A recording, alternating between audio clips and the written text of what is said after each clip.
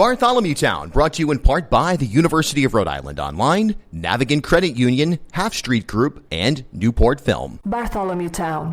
Tony Benna is the director of Andre is an Idiot, and this is screening at Newport Film as part of the summer outdoor film series. This will be Thursday.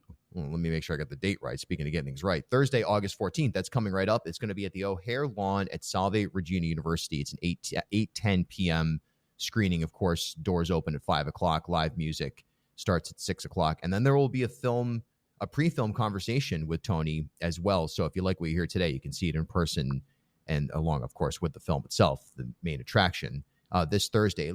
Before we get into it, just the synopsis as presented about the film. Andre is an Idiot. Unexpected, irreverent, and absurdly funny. Andre is an Idiot is a wildly life-affirming film about death. When Andre, a brilliant idiot, learns he's dying from a disease he could have detected with a colonoscopy, he decides to document his final journey. As an iconoclastic ad man, he had defied convention throughout his life. True to form, Andre approaches mortality with his trademark humor and curiosity, determined to learn how to die both happily and ridiculously. Tony, give us the rundown. What inspired you to make this film? It sounds like a pretty spectacular story to tell. Yeah, I think the inspiration came from Andre himself. Actually, he and I had worked together. I directed a lot of his ad work for him, and he called me and said, he emailed me and said, "I've got a great project for you. You're going to love this. Let's get on a Zoom." And we jump on a Zoom, and he goes, "I've got cancer and I'm dying, and I want to make a comedy." And I said, "What?" I said, "Repeat that. You got cancer?" And he said, "Yeah, but I want to make it funny." And I said, Are you messing with me, man? You never knew with Andre if he was joking or not, because he's always joking. And it was a hard pill to swallow, but I thought, if anyone could make a situation like this funny, it was Andre. And I just knew what a character he was. And so I jumped into the project, with and we just set out to kind of flip a genre on its head. Super cool. I mean, obviously harrowing and sad, and obviously a story that has all kinds of emotional heartstrings attached. But what was it like for you as a director and as somebody who's worked with Andre in sort of project real life? What were the ingredients that went into you approaching a film like this?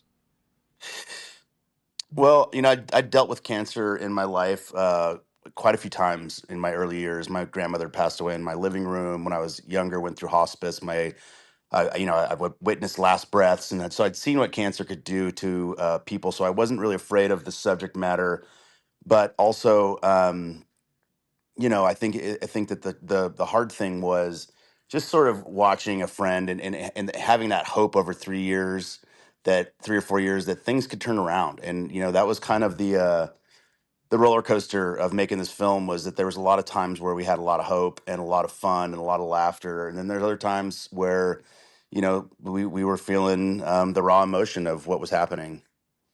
Yeah, I mean, it's, as an artist, and a documentarian is definitely an artist, you feed off of emotion, the human condition. The full spectrum of it is so essential to identify and interpret. So had you ever done anything like this before, career-wise, where you were kind of tasked with something that was extremely emotional, extremely real life, and had several personal through lines? No, I had done some feature documentary editing in the beginning of my career, but they were mostly adventure films. And then I had done, funny enough, or ironically enough, I had done a short film narrative about a guy who passes away in this outlandish way. And Andre actually supported that film on Kickstarter. And when he called me, he said, "Think of this as Rocket 2," because Rocket was the name of my short film. He said, "Think of this as the sequel to Rocket, except for this one's real." So anyways. Wow. Who is Andre, and how much can you tell without giving away the gist of the story for those that are going to see this film either at Newport Film or in another environment? Andre is one of the most irreverent and intelligent and hilarious people I've ever met and that you'll ever meet. He's one of those people you feel like you should have known your whole life, because he feels larger than life. I think his personality really carries the film. in a lot of ways. And I knew I had a great character going in because I'd known Andre, and his stories of his life were always so insane that I really was like, this guy's, if we can capture some of this on film, some of this guy's essence on film, it's really going to resonate with the audience. I think Andre can be also polarizing in a way, for some people, and I think he's one of those people that you either love or you not hate, but maybe want to keep your distance from. But I think in the film we were able to show all sides of Andre, and so no matter how you feel about him in the beginning, I think by the end you're endeared by him, and you find the soft parts of him that you can relate to.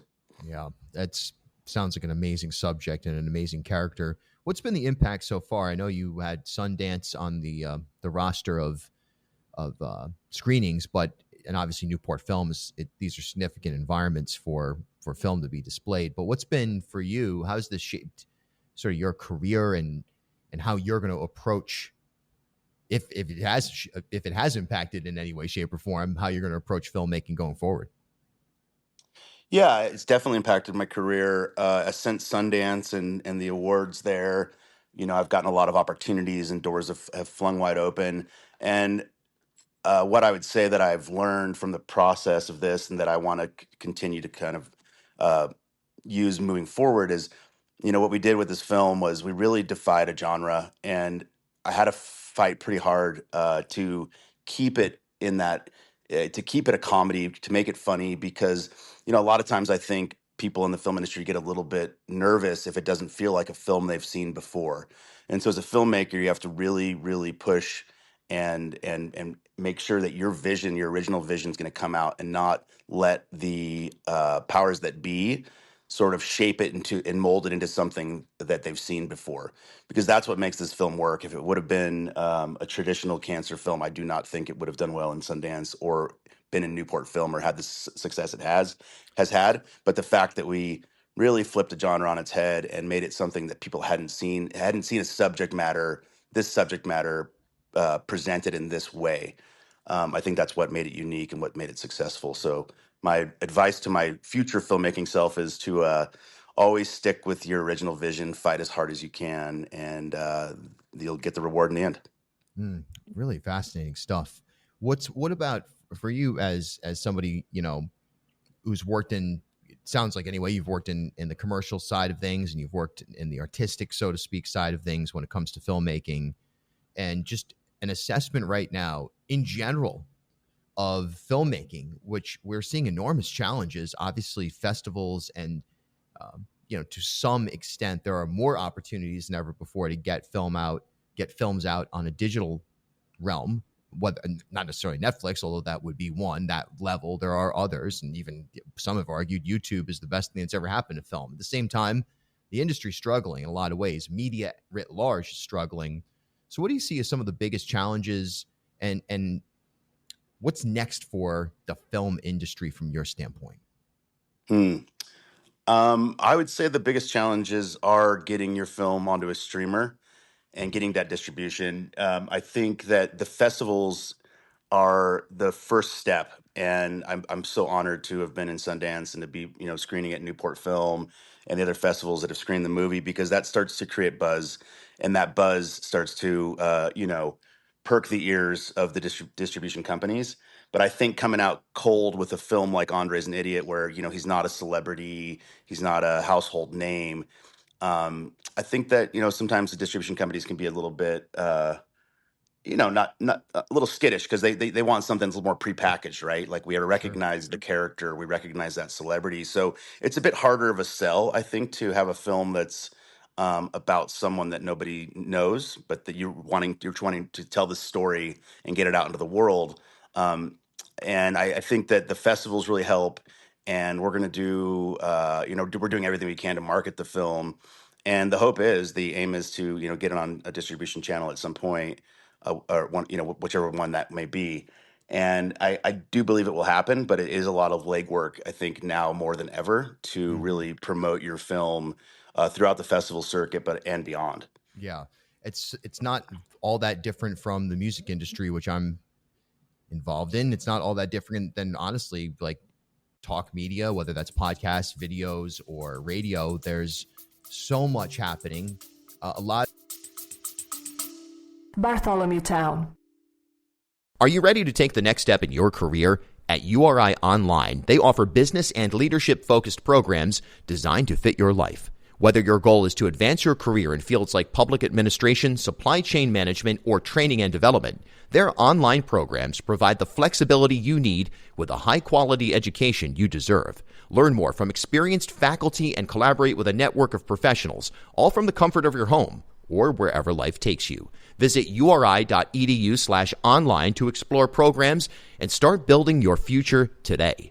URI Online. Learn anywhere with us. Newport Film is celebrating 15 years of outdoor documentary film screenings every Thursday through August 28th. New critically acclaimed documentaries curated from Sundance, South by Southwest, and Tribeca screen at ever-changing, iconic outdoor locations across Newport and Aquidneck Island. A beloved summer tradition. Pack your blanket and lawn chair. Arrive early for free popcorn, live music, and filmmaker conversations. Head to newportfilm.com for all details. As Rhode Island's first ever member-owned credit union, Navigant Credit Union has been a staple in the local business community for more than 108 years. Yeah.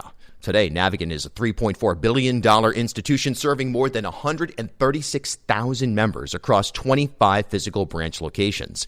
But since its founding in 1915, the mission has never changed. Navigant Credit Union's team of financial professionals have remained committed to improving the financial well-being of the families, businesses, and communities they serve across Rhode Island. Learn more at navigantcu.org. Half Street Group brings a new generation's perspective to leadership communications, strategic public relations, and digital marketing. Half Street helps organizations and leaders take control of their own stories and manage their reputations. They get results for their clients by focusing on audience, message, and culture, and by leveraging their decade-long relationship with media and opinion leaders in the Ocean State and throughout New England. Join me and Half Street Group founder and president Mike Rea for a conversation every month about news of the day, the hottest media analysis, and a look behind the scenes at how impactful leaders drive conversations. Learn more at halfstreetgroup.com. It is really interesting. A lot of it is really amateur, and some of it is just, lands in the right spot. But it does seem like, by and large, great stories told really well in a compelling way find a way to get out there in one way, shape, or form, even if it's not necessarily through, in the case of filmmaking, through a streamer or there's an appetite for sure for quality works right now. And I think the bombardment that people get of AI and otherwise driven garbage, particularly on social media, but also across traditional media, it allows for a reception of a film like Andre is an Idiot in a higher level where people go, oh, wow, something good, something that actually moves me, something that really questions maybe my preconceived notions about cancer or about facing the world with a true spectrum of human condition.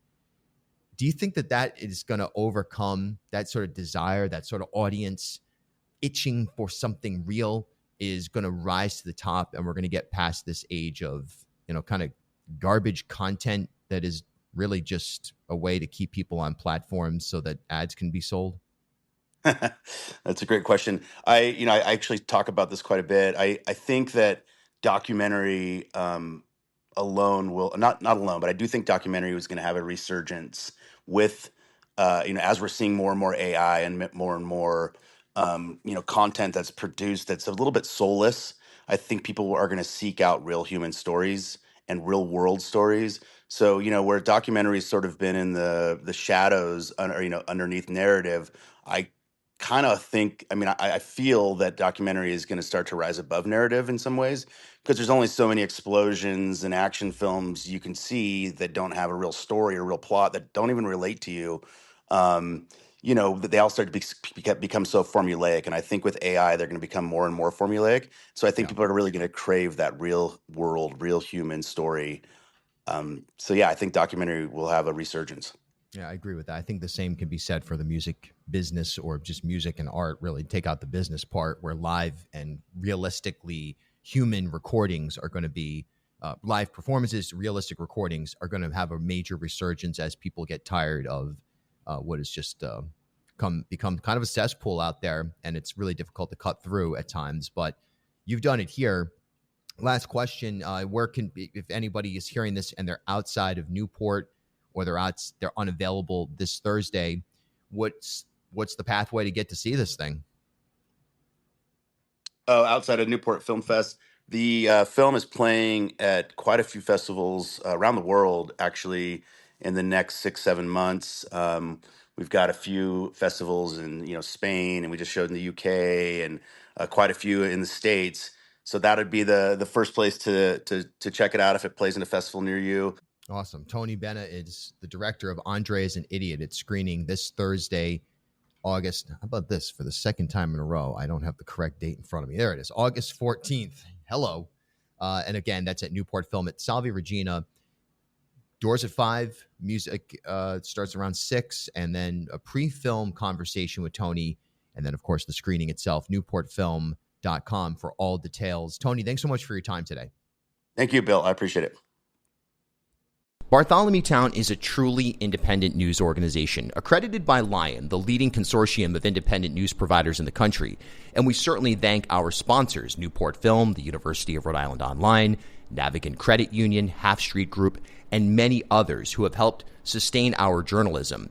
And we also thank our listeners who have supported us at patreon.com/BartholomewTown, or you can click the little heart wherever you're listening right now. For as little as $3 per month, you too can help sustain independent journalism in Rhode Island.